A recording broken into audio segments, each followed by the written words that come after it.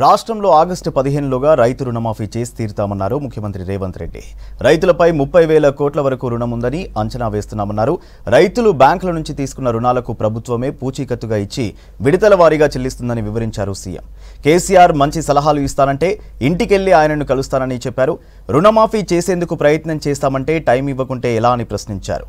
జూబ్లీహిల్స్ పెద్దమ్మగుడి సాక్షిగా ఇచ్చిన మాట ప్రకారం రైతు రుణమాఫీ చేసి తీరుతామని V6 వెలుగు ఇంటర్వ్యూలో చెప్పారు సీఎం రేవంత్. పెద్దగా తంత్రం లేదు, పెద్దగా మాయ లేదు.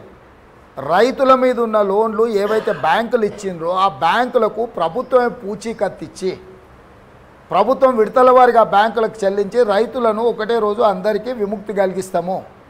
అంటే నీ మీద ఉన్న లోన్ నేను ట్రాన్స్ఫర్ చేసుకుంటా, నేను నా ఆదాయాన్ని విడతల వారిగా నేను బ్యాంకర్కు చెల్లిస్తా. సింపుల్. దీంట్లో ఏమనుకుంటారు, రాజేంద్ర అంటే భూములు అమ్మకుంటే ఎట్లేతో అని. ఆయన ఆర్థిక మంత్రి ఉండి ఉన్నాయని తెగ నమ్మిండు. ఆయన దోస్తు వచ్చినాక ఊడ్స్ అమ్మిండు. ఏ ఒక్కరోజు అని ఈటల రాజేంద్ర ఎందుకు అమ్ముతున్నావు ఆయన అడుగుతుండా. అంటే రైతులకు రుణమాఫీ జరగొద్దు, వాళ్ళు చచ్చిపోవాలని పగతోటి హరీషు ఈటల రాజేందరు ఇంచు భూమి అమ్మొద్దు. నరేంద్ర మోడీ 60 లక్షల కోట్ల ప్రభుత్వ రంగ సంస్థలను 6 లక్షల కోట్లకు అమ్మేయచ్చు. రాజేందర్కు తేలుగుట్టినట్టు కూడా ఉండదు.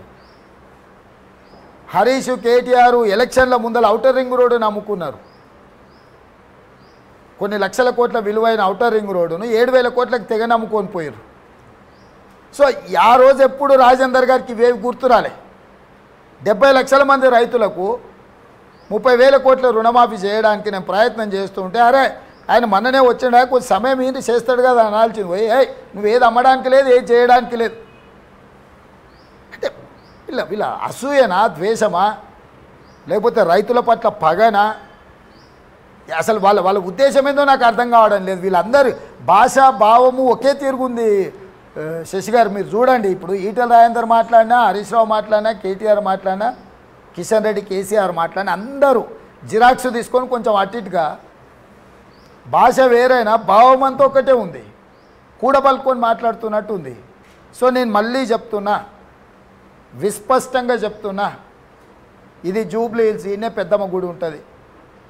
పెద్దమ్మ గుడి సాక్షిగా చెప్తున్నా, మీకు 15 ఆగస్టు లోపల రైతులకు రుణమాఫీ చేస్తా. అరే ఎవడోడా మన పిల్లగాడు తెలంగాణ పిల్లగాడు అయ్యిండు, నా అనుభవం కూడా ఆ పిల్లగాడికి ఇస్తా. ఆ పిల్లగాడు గతంలో మంత్రి చేయలేదు, నాకు ఎక్స్పీరియన్స్ ఉంది, నేను చెప్తానే ఏముంది, సరే ప్రజలు ఇచ్చిర్రు నడిపాయని అంటే రేవంత్ నువ్వు ఇట్లా నడుపు, నా ఎక్స్పీరియన్స్ కూడా నీకు యాడ్ చేస్తా, నేను మంచి చెయ్యి. గత సభలో జానారెడ్డి గారు ఎన్నోసార్లు చంద్రశేఖరరావు గారిని ఆయన ఎక్స్పీరియన్స్తో నేను సజెస్ట్ చేసిండు, నడపండి, ఇట్లా చేయండి, ఇది మంచిది, ఇది చెడ్డదని. అపోజిషన్ లీడర్గా జానారెడ్డి గారు ఎంత హుందాగా వివరించిండు. అందులో ఒక 10% స్పిరిట్ నన్ను తీసుకోవాలి కదా. ఎంతసేపు నా కాళ్ళలో కట్టబెడితే కింద పడేస్తా.